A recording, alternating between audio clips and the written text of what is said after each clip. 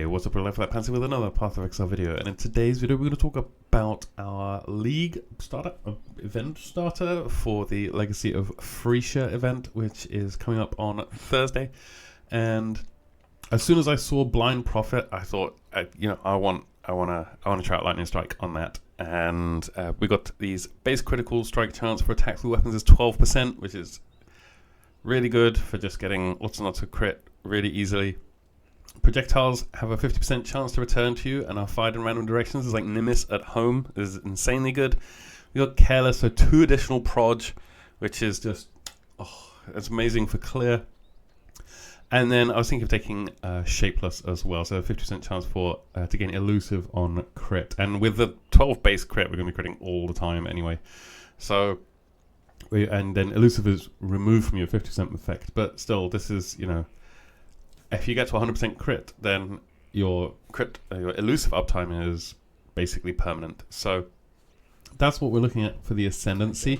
I've got a POB here. I'm just going to bring it up. And this is the crit endgame version. And I say endgame, this is day 1 possible. But day 2 likely. If you're like a tryhard, sweaty tryhard like me, then this is day 2 for sure, and day 1 most likely.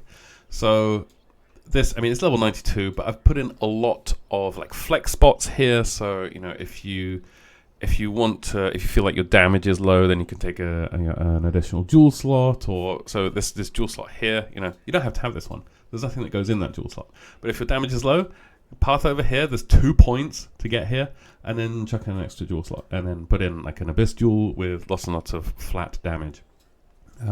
So this is what it looks like. We're just going to go over this tree to start with. We want to go into coordination because that's a bunch of attack speed. There's this charisma wheel here. There's a bunch of mana reservation efficiency and increased effect of non-curse auras from our skills. So we're using some auras. That's going to buff us up a bit. We are taking the forces of nature with the 25% chance to treat enemy monster elemental resistances as inverted. We're coming over to the evasion mastery as well. This is evasion and armor based build. I do like pure evasion builds, but I think a little bit more tankiness is going to be useful in this, even though we are like nearly permanently elusive.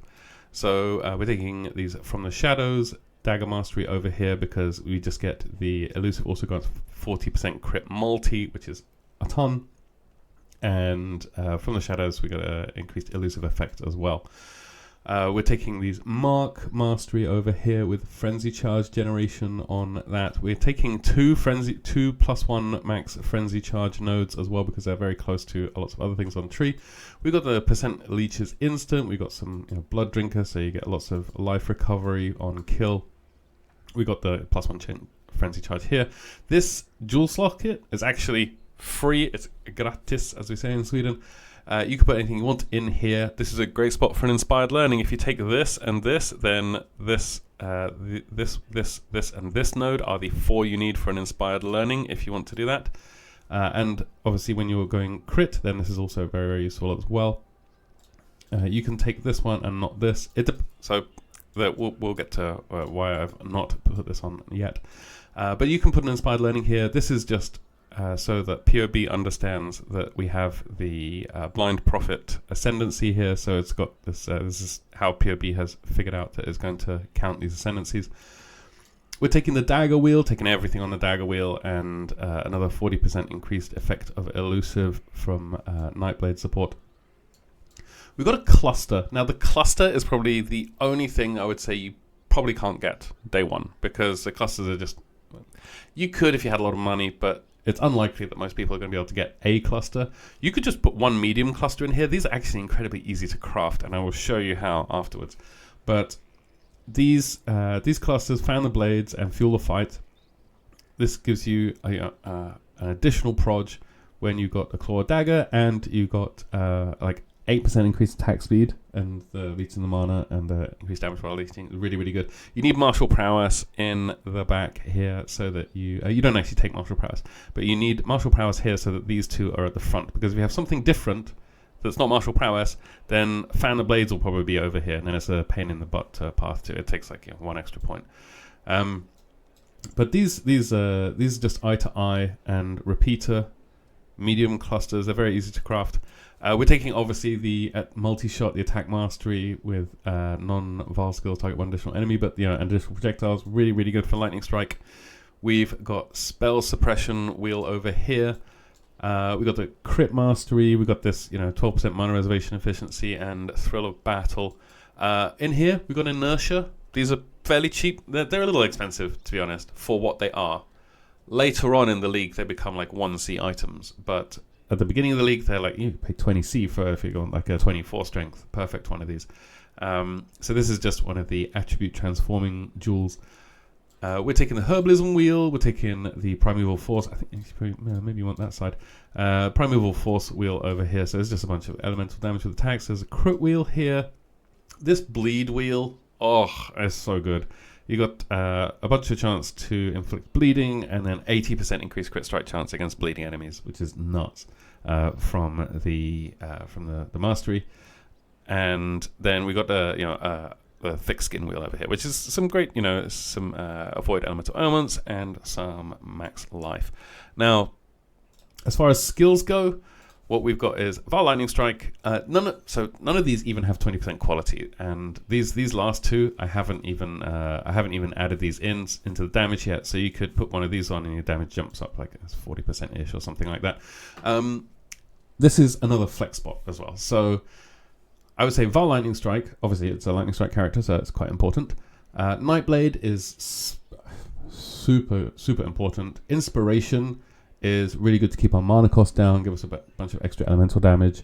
It was more elemental damage and more crit strikes, really good. Trinity is just, when it comes to pen, you need to have like a decent amount of, like a decent sort of balance between lightning, fire, and cold attack damage, and then you will proc Trinity all the time. And then in the configuration, I think I even put the lowest resonance count at 25, and this could go up to, this can go up to 50, and then we add another, huge amount of damage. So I've got a bunch of things. This is a combat spec for the configuration, just to mention that briefly. I put in 100% elemental resistances here in the custom modifiers section, and that's just because I can't be bothered making all the gear pieces with the exact right amount of resistance on them.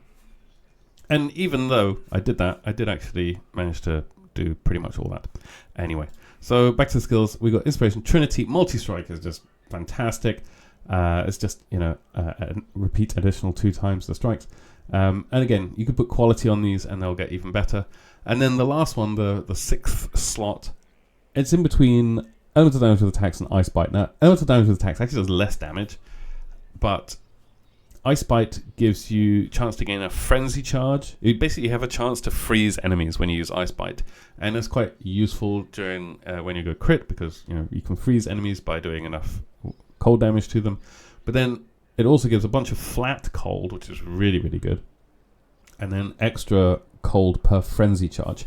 And because we've got, I think it's 5 charges, or maybe you can see in the calcs, I think down here it has, it's got charges. So there's a charge wheel here. So we've got 5 charges, so we're getting 15 to 23 added cold damage per frenzy charge.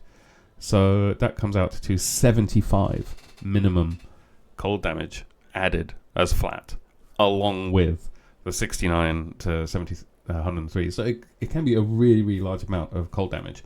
And then you also get frenzy charge from killing, 69% chance to get a frenzy charge. So Ice Bite can be really, really good. And maybe you want to go wed, and elemental damage with attacks rather. So it's a flex spot. I'm not really sure. If I find that I'm getting hit a lot, I'm going to be choosing Ice Bite instead of elemental damage with attacks. But yeah, we've got Assassin's Mark and Life Tap along with Mark on Hit, and these are so that's going to proc Assassin's Mark all the time. We're going to have increased crit strike chance against enemies, and we're going to get power charges from them as well. And that means we also get more increased crit strike chance. We've got Enduring Cry and Urgent Orders along with Frostblink. Frostblink's one of the, I think, 3 gems that I have at level 1. Everything else just level 20 to the moon. But Urgent Orders and Enduring Cry, this is really, really good for getting some endurance charges on bosses. endurance charges are nuts at the moment. I think they're like 4% less fizz damage or something. They're really, really good at the moment. So if you have a bunch of endurance charges, we only have 3, but it's still 12% less fizz damage. Really, really good. So Urgent Orders and Enduring Cry. This is just, if you're going to go do your Quest Eater or your Quest Exarch, this is fantastic to have in there. You honestly don't really need Urgent Orders that much. You probably get a bunch of charge time anyway, but it's good to have them together if you can. In our hat, we've got a couple of auras, so Grace and Anger. There is enough.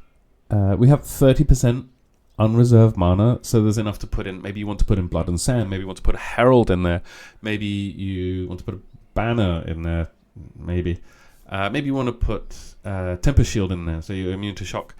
There's an opportunity to have an extra couple of bits in there. Tornado and Cast when damage taken. This is just a really, really good way to proc a bunch of stuff on bosses, and the tornado zooms around, and you create a tornado, you hit it a lot, and then it zooms off and it reflects basically the damage you did to it to other people. So Cast when damage taken and tornado, really, really good to have. And those are honestly flex spots as well. So if you wanted to, in your helmet or wherever you want to do this, you could put an Enlighten here as well. I try to keep every gear piece should be under 1 div in this, maybe apart from the cluster, but I tried to keep all of the things like as cheap as possible, so you could get like day 1 gear and be able to do all of this can do T17 maps. Honestly, it's pretty good. So Grace and Anger. These are what I would say are required. You could put Determination in here if you got some extra mana reservation efficiency. There's a few opportunities here for you. In the boots, we've got some Blood Rage because that's just so useful whilst you're mapping. You get a bunch of extra. You can get some Frenzy Charge, and you get lots and lots of increased attack speed. Then we got Automation and Steel Skin along with Life Tap. Now, if you find that your mana is great all the time, you could just remove these Life Taps, but Life Tap does actually give you more damage as well. It gives you 90% more damage from supported skills, but Life Tap is just a really, really useful way because we're leeching so much. Life Tap is just a really useful way to be able to pay for it without actually having to pay the mana cost. And we've got Whirling Blades with faster attacks, and we've got Life Tap and Rage in here. So we're generating Rage, which gives us more attack damage, and if you find that your Rage is falling off or something, you can just Whirling Blades through a boss or whatever it is a couple of times and generate a bunch of Rage when you hit the boss with the Whirling Blades. Also, Whirling Blades is just so good for just like zooming around the map. It's also really good for the campaign as well, so make sure that you pick it up. I think it's in Act 1. And you can get faster attacks in Act 1 as well, but it will drain your mana fairly quickly. So if you can get it, then do. As far as items go, this claw is trash. This claw is really bad. Like, this is going to be maximum. I think it's like tier 3 Cold Lightning and Fire. It's not an amazing claw. You could probably get one of these on day 1 fairly easily, I would say. Maybe you'd have to like settle for something like 400 DPS or something like that, or 400 LED DPS, or maybe just 500. This is 600 LED DPS, total 700. But you could most likely get something like this, like Cossidé. There's only really one useful stat on this, and it's your hits can't be evaded. So this means we don't have to worry about accuracy at all, not even a little bit. We don't have to invest in any accuracy points on the tree. We got a helmet. This is Eater and Exarch helmet. It's just suppress, life, resistances, and we got a +1. We got a craft which comes from Betrayal. With +1 socketed projectile gems, and projectiles pierce an additional target, and that's just so that we get +1 pierce basically for free. It's a prefix, so you can fill up your suffixes with stuff like with useful things like resistances and suppression, and then get some extra life on it, and then you can just chuck on this craft and you get +1 pierce, which is really, really nice. There's a couple of useful things on these implicits. So reduced mana cost of attacks just makes it much, our mana cost is 14 for our attacks, very, very nice. and then 7% increased mana reservation efficiency of skills. We got body armor with melee hits have a 6 or 7% chance to fortify. This is so nice to have fortification whilst you're wandering around. It gives you way less phys damage taken as well. +1 to all max resistances, just makes you take, I think it's 4% less elemental damage in total. We got some suppress, some life, some chaos res, and crafted avoid ailments. Now this with the gear I have here, it's ailment immune, this build, and again there's room to maneuver and change stuff around if you want to. So with the gauntlets, we're going for +1 rage on hit. This is the most important thing on the gloves, apart from like we want attack speed, some chaos res, some elemental resistances, life, that kind of stuff. But we got +1 rage on attack hit, and that's really, really useful. And then we got 6% chance to suppress. So full mod gloves, nothing too crazy. For our boots, we're just going with action speed, because that counts for all speed. So movement speed and attack speed are both based on your action speed. So if your action speed increases, then your movement speed and your attack speed both increase. We've got a chance to avoid elemental ailments, and again, suppress, life, resistances, and on boots, unsurprisingly, move speed. For our amulet, we've gone for the Carnage Heart. This is like a couple of chaos or something. It's really, really cheap. We've gone with allocates Divine Judgment for the Anoint, and that's over here on this side of the tree. It's +50% increased elemental damage. So you want a sepia, a teal, and a black oil, and you could just take those from Faustus. You just get those from Faustus.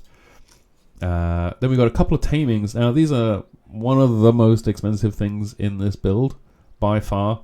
They're going to cost, I think, the taming is made from 3 different rings. It's let's see if I've got the trade side up here. Oh, this is Path of Exile 2. No. So if we go to the trade site. So now we're on the trade site. Yeah, it's Beric's Grip, Beric's Pass, and Beric's Respite. So if you want to find these two, Beric's Grip and Beric's Pass, they're 5C in the POX private league that I'm playing. But if we just go into the Settlers League, they're 2C kind of rings. They're going to be 2 or 3C for Beric's Grip and Beric's Pass on day 1. And then Beric's Respite, this is the expensive one. This is like, it's 10, 14C now, but it will probably be, on day 1, it will probably be around 20, 30C. They go up in price pretty quickly. So this is the first thing, if you have some money, I would buy. This is the first thing I would buy. So you get Beric's Pass, Beric's Grip, and Beric's Respite, and you vendor them all at the same time. So you turn them all into the vendor, and then they will return you back the taming ring. So get a couple of these. They're like really, really good. If I just take one of these off and then put it back, you can see here it's like 11% chance for 11% damage, and it gives you a bunch of elemental resistances as well. It's a really, really good ring, and this is going to pair very well with our Bisco's Leash. So the belt slot is Bisco's Leash. This gives you Rampage. So Rampage is basically a kill streak mechanic. I don't think I've got configuration. I don't think I've got Rampage set up here. So this is actually going to make everything go even faster. Let me see if I can search for Rampage. Oh, number of Rampage kills. Yeah, so you can get up to 1,000 Rampage kills. You get 1% increased movement speed per 20 Rampage, and you get 2% increased damage per 20 Rampage. So if we say, I don't know, like 200 is very conservative in a map, then our damage goes up quite a bit. And our movement speed modifier will go up as well. So we're at 160, and without it, we're down to 150. Okay, so it does feel very good when you get the Rampage bonuses, but it also gives you some it gives you rarity as well per 15 Rampage kills, and it's a bit of a meme, the rarity, honestly, but it gives you, solid cold resistance, lots of strength, and then some all attributes as well. But the Rampage is super good. And that means it depends what kind of content you want to farm with this build. Lightning Strike can do most things in the game, but it really excels at things like Expedition or Legion. Now, we have these idols, the idol system, for this event. So rushing into a Legion tree is going to be very difficult, or impossible maybe, or just weirdly difficult. So I'm not sure how that's going to work out. But Rampage is very, very good. If you find that you're like, oh, I don't want to do Rampage, I don't want to go so fast, I don't want to kill so much stuff, I want to go very slowly, then just take the belt off and use something else. As far as these the sockets go, so we've got an Ancestral Vision. This is basically going to take a 50% chance of our spell suppress chance and turn it into elemental ailment, or avoid elemental ailments, which brings us to 100% ailment immunity. So this is probably, I would say, the most expensive thing in the build, maybe apart from the claw. The claw could be quite expensive day one, but this is probably going to be like a divine. So this could be pretty difficult to get. Well, they're not going to be difficult to get. There's going to be lots of them on the market, but they're going to be expensive. So you can buy one of these, and this is what you could just run Purity of Elements until you get one of these, and then now I've got Purity of Elements that I can take away. You can put on Anger, so you get a bunch of damage instead. So it's up to you what you want to, how you want to run that. And again, there's 1, 2, and I guess 3 free jewel slots here as well. So you could put in some like Abyss jewels that do a lot of flat damage, and that makes an incredible difference. In fact, I can show you how much incredible difference it does. So I'm just testing out the leveling experience for this build. I've got a shadow here, an unascended shadow. If we go to my tree here, this thing, we're going to have a look at the leveling tree in just a second. But this is basically what the tree looks like. We're going all the way down here to Precise Technique because we need that it makes leveling a lot easier. But if we look at the tooltip here, you can see 2,321 DPS for my Lightning Strike. And I found these gloves. They're really bad. But I just leveled up, so I can now equip them. But you see they've got this line, adds 1 to 28 lightning damage to attacks. And so that's 14-ish flat damage. So 14 flat damage. And I've got these ones on right now. What have I got in here? Fast attacks, whatever. Okay. So I've got 1 to 2 fire damage to attacks and 1 to 5 lightning damage to attacks here as well. So that's 2 to 7. So that's like 3.5. So we're going from 3.5 to 14 flat damage. And we start off at 2,321. I just put these on, and then my head's slightly in the way. Maybe if my head is in the way. 2,631. So that's 300. So that's like 8%. No, it's more than it. It's like 14%. 14% going from up by 10 flat. So 10 flat damage put us up by 14%. That's a huge amount of damage, like just for the flat. It's crazy. So getting a little bit of flat damage is really, really, really impactful on this build, or on Lightning Strike. So, there's these jewel sockets. You could just just take this large cluster off and add just one of the small things, and that would work very, very well as well, because you can take this one off. You could take maybe like this off. What is it, like 5 points or something? So you could get to 74. So you could like less than level 80, and you'll be fine with just one of these clusters. So let's talk about these clusters, in fact. So we can go to Path of Exile, and these are projectile damage clusters, right? They're level 10 projectile damage clusters. And so you could go to cluster jewels, medium cluster jewel, and select projectile damage. And then if you see here, there's the 2 mods that we want are Eye to Eye and Repeater. And Repeater has a caster speed attack tag on it, and Eye to Eye has this damage. So you can't do like a Reforge speed and guarantee that you'll get Eye to Eye. But what you can do is a Reforge attack or Reforge caster, because the only attack mods on here is Repeater, and the only caster mod on here is Repeater as well. So if you Reforge caster or attack in the Harvest bench on one of these clusters, you're guaranteed to get Repeater every single time. It's level 1 as well. It's a level 1 mod. But you want level 50 minimum to get Eye to Eye. So if you get level 51 Jewel, these are always expensive though, but if you get level 51 Jewel, and you're using harvest, we can go to the simulator here, use calculator settings, and let's say level 51 joule, or anywhere between 50 and 67. And we're going to choose a method, harvest, crafting, reforge, and we're going to select attack. For example, if these are blue and purple juice, I think these cost. And so whichever one's cheaper, if blue juice is cheaper, use blue juice. If purple juice is cheaper, use purple juice.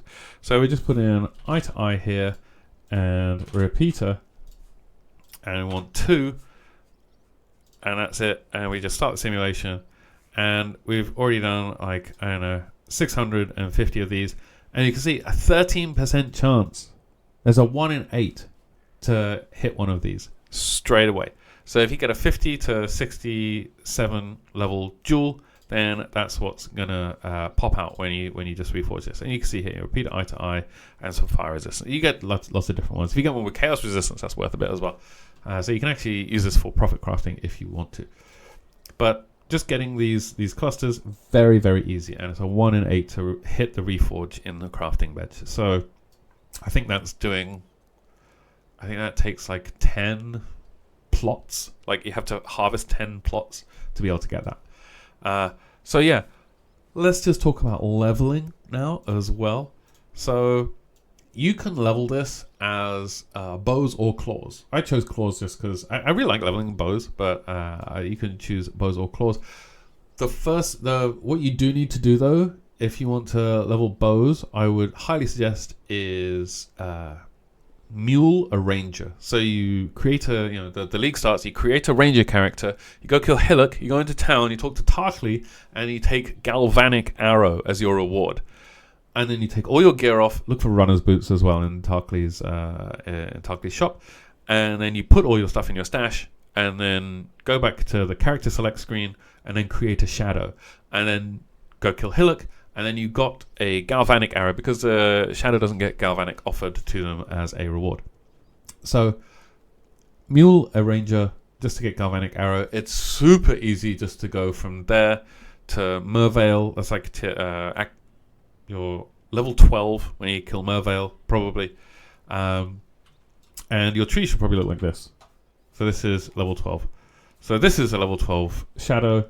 And you're just taking the top here, you're taking some elemental damage, and you got some elemental damage, and then some life, and that's it, and then some attack speed. Now once you get to that point, you can choose, because once you get into Mervale's Caverns, that's where you can actually get Lightning Strike. I prefer to level with the skill I'm using, but bow leveling can be super free as well, super easy. So if you choose to go with claws, basically our main driver at this point is to get down to precise technique, and that means you have to go down here, and then across here, and then all the way down this backbone, and then up here, down here, and then onto precise technique here, and that takes 13 points, and you get no damage nodes or life nodes or any other nodes, no quality of life or anything. 13 levels with no damage. That's not good. So what I would suggest is, in fact, once you kill Mervale, figure out, just keep the bow, and does it feel good? If it feels good, keep doing it, and make your way down towards the precise technique. And precise technique does 40% more attack damage, which is huge. If your accuracy rating is higher than your maximum life, but you never deal crits. Now we're going to spec out of this later on, but what I did is, if we can in fact have a look at mine right now. So I've got to precise technique, but I only got there 4 levels ago or something. So I took these 2 nodes as well. I don't need to do that. But I just went along here, and then I got to this point, and I was like, how does it feel? I swapped to Lightning Strike straight away, but how does it feel? Does the damage feel good? And it felt okay, so I took a next few points, and then it didn't feel so good anymore, so I took a damage node. And that's what, this is what I would recommend. Make your way downtown to precise technique, and every time it feels pretty bad, take a damage node. This one as well. I took this one as well. There's 12% increase in damage. I also took these ones. Lightning Strike is really good with attack speed. Oh, it feels so good with attack speed. And if you were using a claw like I was, then you got 5% increase attack speed with claws. And I just took a few of these. Then I got down to here, and the damage was falling off again. It wasn't that great. So I started taking some attack speed nodes. I started feeling a bit better. I took another couple of points, and then I got to this bit. I said, "Oh, some pierce. Like +1 pierce is really good with lightning strike as well." So when if you're surrounded, then pierce works really well, and also this attack mastery, non-val skill, strike one additional enemy nearby. This makes clear. I can show you now. Like I can show you like how nice it feels. Oh, I can't really show you how it feels, but I can show you what it looks like.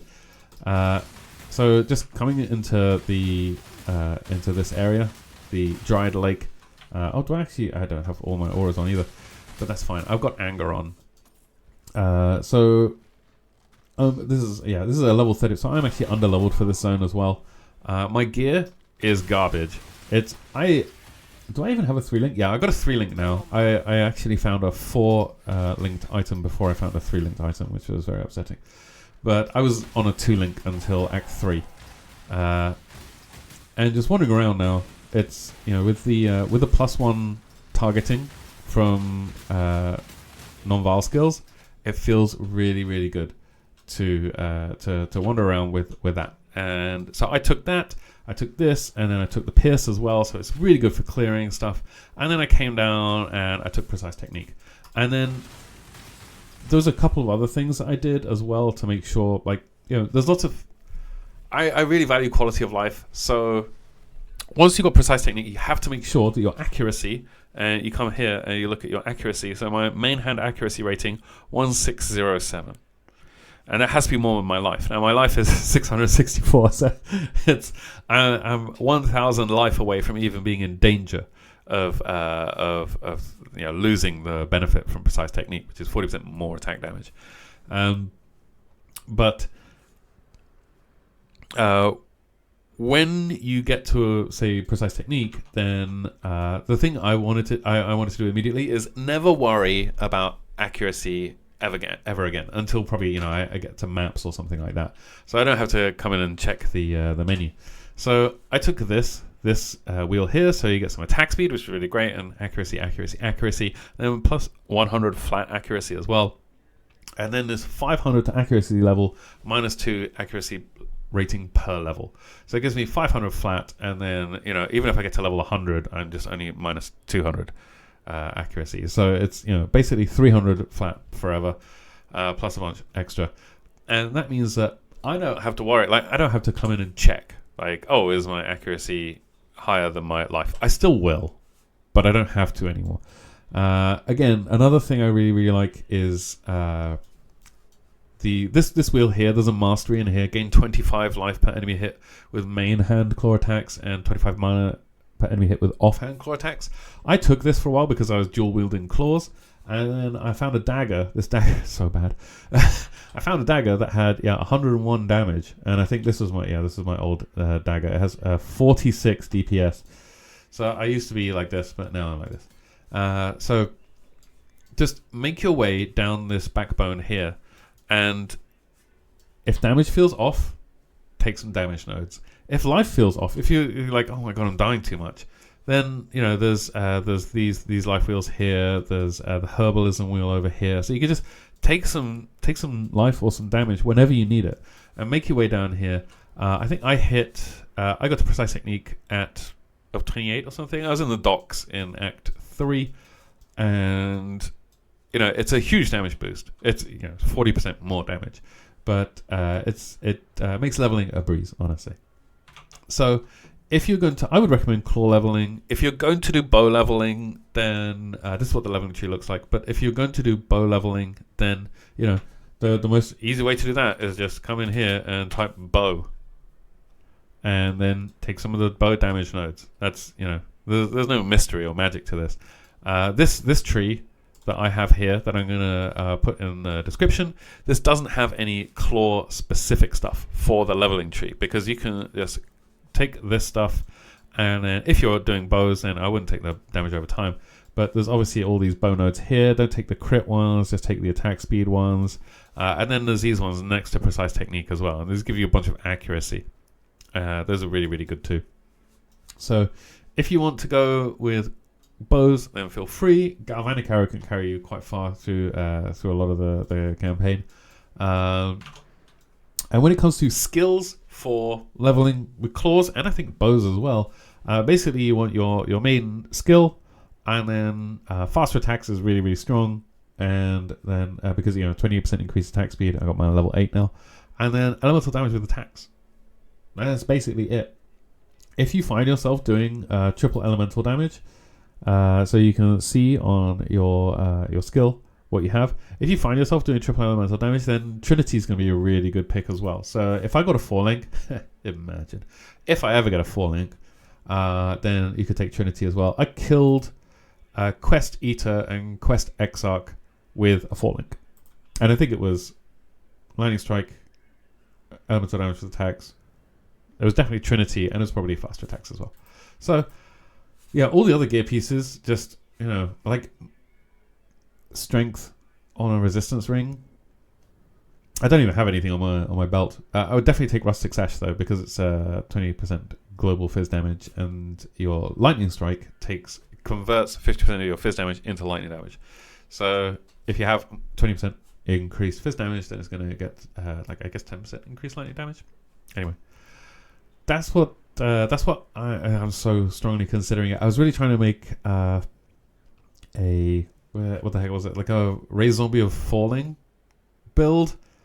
I don't know if that's going to work, but maybe we'll try that out as well. That's probably a second build. I don't think I'll try to level with that. But yeah, this is what we're going to be running through the beginning of the event with. Come check us out on Twitch. We're live every day on twitch.tv/lifewithoutpants.